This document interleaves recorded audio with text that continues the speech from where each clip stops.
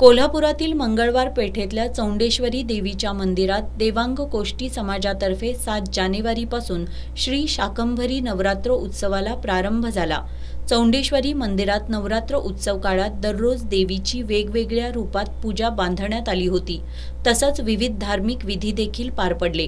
या उत्सवाची गुरुवारी सायंकाळी दीपोत्सवानं सांगता झाली। दीपोत्सवानिमित्त देवी शाकंभरीची तिरुपती बालाजीच्या रूपात पूजा बांधण्यात आली होती। तसंच श्री चौंडेश्वरी देवीची अन्नपूर्णा रूपातील भव्य रांगोळी रेखाटण्यात आली होती। वेगवेगळ्या रंगाचे वेगवेगळ्या आकाराचे दिव्यातील मोठे फिरते दीपस्तंभ, आकर्षक समया अशी सजावट करण्यात आली होती।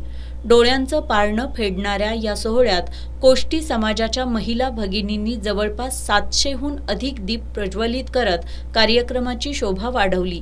देवाधिकांच्या फुलांच्या निसर्गचित्रांच्या साडीच्या रांगोळ्या रेखाटण्यात आल्या होत्या। शैला मोरे, रुपाली मेहतर, शीतल मकोटे, वनिता ढवळे, रुपाली कवडे, नेहा मकोटे, रुपाली मकोटे यांच्यासह अन्य महिलांनी यात सहभाग घेतला होता।